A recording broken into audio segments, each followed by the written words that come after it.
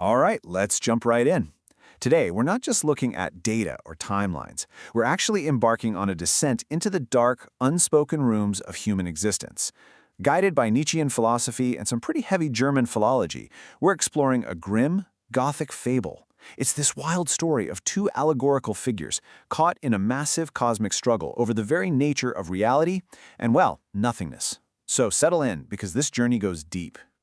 Why seek a total descent into the wound when the summit of nothingness is so pristine? That's the Sapphire Prophet. With that single mocking question echoing through a freezing cavern, we are immediately dropped onto our starting threshold. And he isn't offering salvation here. Nope. He's offering the terrifying, seductive comfort of absolute nothingness. Part 1. The freezing threshold at the seams of existence. So picture this.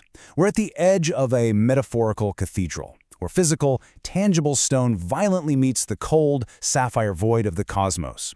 This is where our core conflict is set. On one side, we have the uncanny jester, the ember of reality. He embodies this raw radiance, the painful, burning truth of existence, and he's basically ringing his bells to wake the world up. But on the other side, we have the Sapphire Prophet, representing the cold void. He's absolute nothingness, the pristine ice.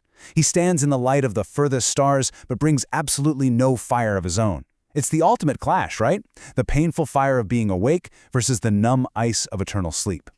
Part 2. The demonic force defined, beyond reason and morality. To really grasp the uncompromising forces driving our jester into the messy reality of life, we have to look at a fascinating concept from German cultural history, das Dämonische. Now, the roots of this go way back to ancient Greece, where a daemon was simply an intermediary spirit between mortals and the divine. By the Socratic era, it had morphed into his sort of inner guiding voice. But then along comes Goethe. In his autobiography between 1811 and 1833, he cemented this idea into something massive. He defined the demonic as this inexplicable, impartial power of nature that completely bypasses human rationality, morality, and providence. And here is where we need to make a really stark separation. Das Dämonische is this super-rational, natural energy that is both wildly creative and immensely destructive. It exists totally outside our everyday concepts of good and evil. Contrast that with das Teuflische, or the diabolic, which is actively malicious, intentional sin. The daimonic isn't evil. Actually, scratch that, it's not malicious at all. It is simply this overwhelming, irresistible drive that shapes destiny entirely outside the boundaries of normal, explainable human experience. Goethe actually saw this irresistible daemonic presence as the true driver behind extraordinary historical figures. He called it the force of genius.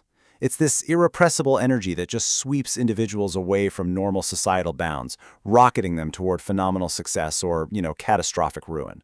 Goethe famously pointed to Napoleon Bonaparte as someone driven by this internal daemon. And bringing this back to our Gothic fable, the uncanny jester operates as an avatar of this exact daemonic force. He's driven by a chaotic, morally ambiguous, but absolutely undeniable urge to uncover the truth no matter how much it hurts. Part 3. The void versus the ember. Clashing symbols of a fable. So let's map this out. We are pitting the jester's painful tools of accountability against the prophet's artifacts of absolute nothingness. The jester holds out a violet token, a shared reckoning that demands we actually acknowledge reality. And the prophet? He just mocks this by holding up a phantom coin, representing a weightless void. Where the jester uses what he calls grotesque geometry, the gritty, ugly realities of life, to actually reach and wake the human soul, the prophet uses cold sapphire lines to seal the heart away from pain entirely.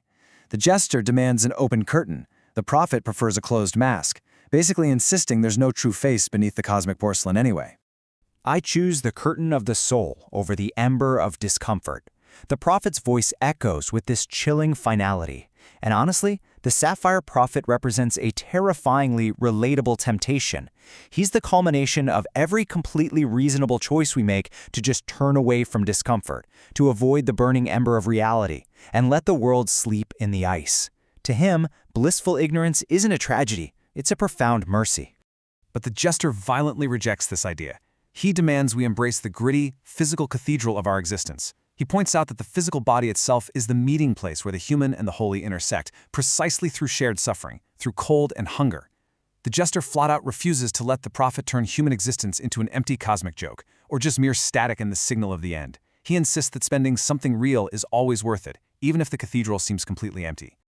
Part 4. The Pale Inquisitor, Confronting the Ugliest Man.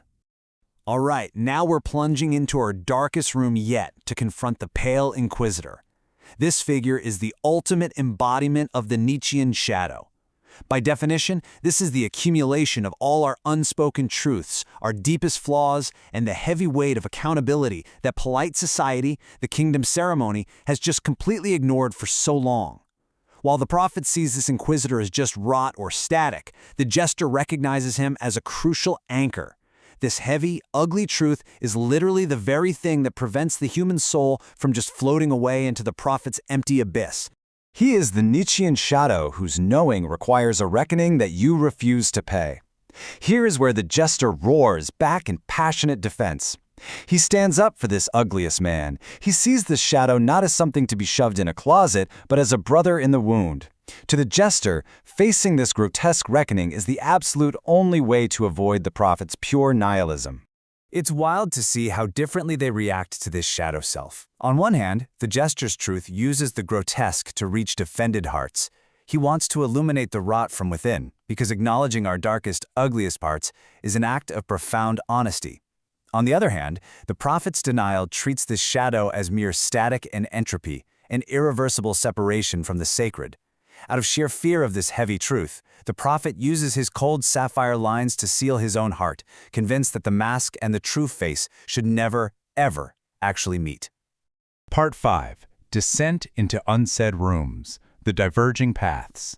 And that brings us to the absolute bottom of our descent. The crossroad where the masks must come off, the arguments end, and a permanent choice has to be made. First, the Prophet of Sapphire Light turns away, choosing a cold ascent toward a peak of vanity. He just vanishes into the sapphire distance, becoming nothing more than a nihilistic echo, entirely closing the curtain of his own soul. Second, the uncanny Jester grips his scepter and continues his descent.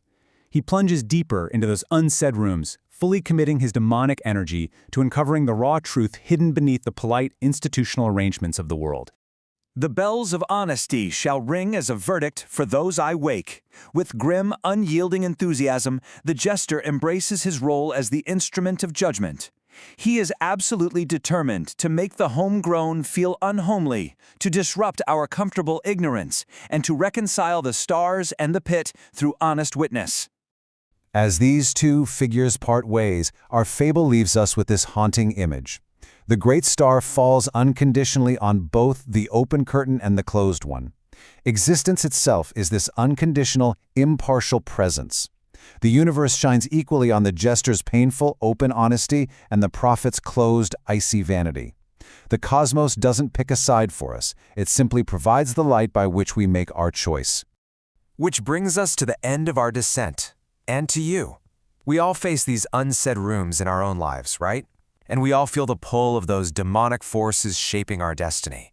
So, at the crossroad between the sacred vigil and the silent void, what's it going to be?